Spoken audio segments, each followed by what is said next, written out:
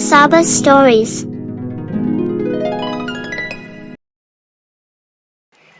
Sinbad's Travels, Part 6. The sequel to Sinbad's Deeds.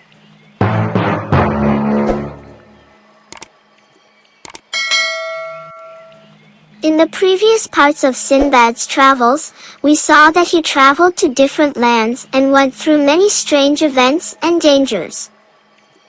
He reached the island of monkeys. On the island of monkeys, he was captured by a large and evil giant.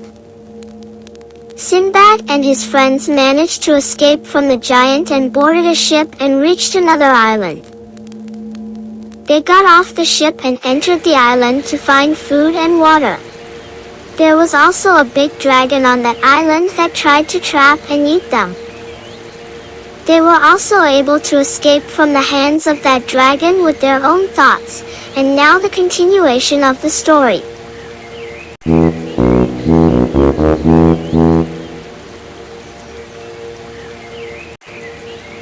They kept going on the ship in the sea until they reached an island.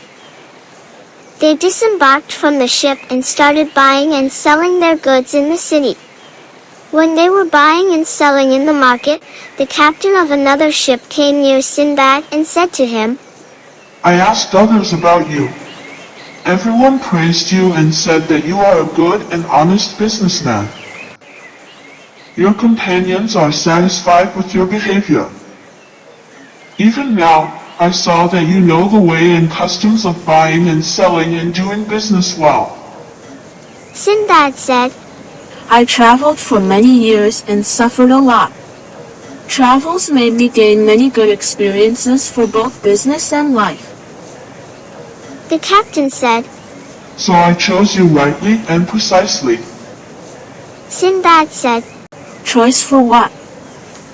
The captain said, "A long time ago there was a merchant with us on the ship. He had many goods with him. We went on various trips together. But in one of the trips, he got separated from us and we never saw him again. Now I want you to take these goods and sell them. Be very careful in selling them and trade as if those goods are for you. I will give the money you earn from the sale of goods to the captain of another ship. That captain goes to Baghdad. He is one of my trusted friends. I ask him to deliver the coins to the merchant's family. Rest assured, I will give you money from the profit of the goods as a salary." Sinbad thought for a while and then accepted. The captain asked the sailors to take those goods out of the ship and deliver them to Sinbad. The guard of the ship said, "Ask the person in charge of the cargo who these cargoes were for so that I can write his name in the cargo office." The bar manager said, "This bar was for Sinbad Marine. He got separated from us during one of the trips. We don't hear from him anymore. Now we give the loads to this merchant to sell them and take the profit to Baghdad and Sinbad's family." When Sinbad heard these words, he looked at them with surprise and said, "I am Sinbad Marine. In one of the trips, I got separated from my friends, and after that I don't know about my property.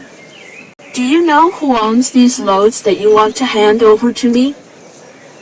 The captain said, "No, I don't know him. I only know that his name is Sinbad Marine and he lives in Baghdad. He was on our ship, but when we reached an island, he stayed on the island and no one knows about him anymore." Sinbad said, "I am Sinbad Marine. I went for a walk on the island. When I wanted to drink water from the clear spring, I suddenly saw that all my companions had boarded the ship and left me alone on the island. They had fled from the fear of the giant bird of that island. I stayed on that island and then tied myself to the foot of that bird and went to another island which was the land of diamonds. Sinbad told all the events that happened to him to the captain. The captain and the merchants listened to his words with surprise. Some thought he was lying, but some others recognized him and said, "We have never heard a lie from this merchant. He must be telling the truth." Among the merchants was a man who had seen Sinbad in the land of diamonds. That man was the one who threw the piece of meat into the valley so that the diamonds would stick to it and the vulture would pick it up. When the piece of meat came to the top of the mountain, Sinbad was clinging to it. Sinbad gave him some diamonds and asked him to take him to Baghdad. That merchant had also taken the diamonds and started trading with them. Sinbad was very happy to see him, and everyone confirmed that Sinbad's words were true and correct. The captain said, If you are telling the truth and the goods are yours, tell me to see what is inside those cargoes. Tell me their exact address. Say. Sinbad carefully named all the things that were packed inside the luggage. After hearing Sinbad's words, the captain came close and hugged him and said, Thank God, I finally found the owner of these goods.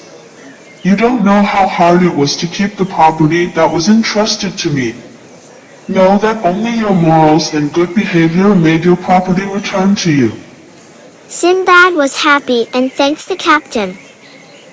It is true that the world is big and full of different adventures and strange creatures. But if God wills, no one can harm you. God help you to stay healthy and your property. Sinbad carefully looked at his newfound goods. They were healthy and intact. He took the goods to the market, sold them, and made a huge profit from selling them. Then he boarded a ship with other merchants and set off to different lands. He made a lot of profit by buying and selling goods from different countries. He traveled for many days, going from one land to another and buying and selling.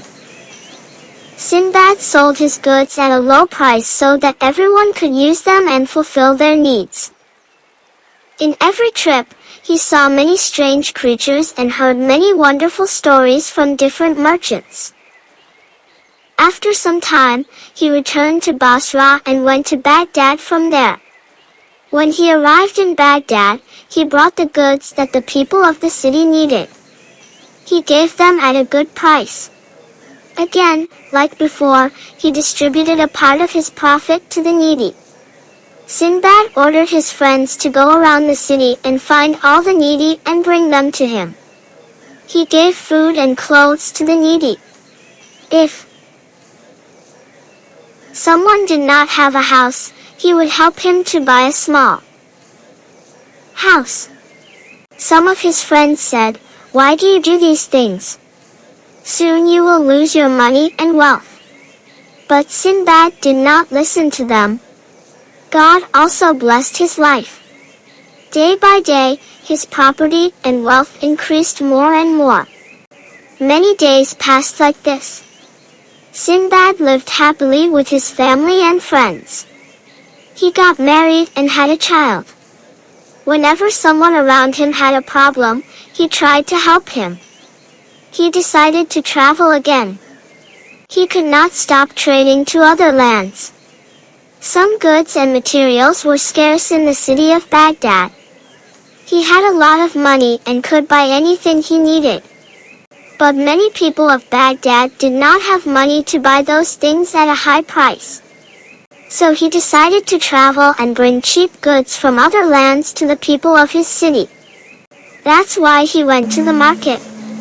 This time he bought more goods and different types of goods. Now he knew well that the people of other lands need which of the goods that are in the city of Baghdad. He loaded the loads on a camel and set off towards Basra. He took the loads to the side of the port. He put them on the ship and set off again. This story continues.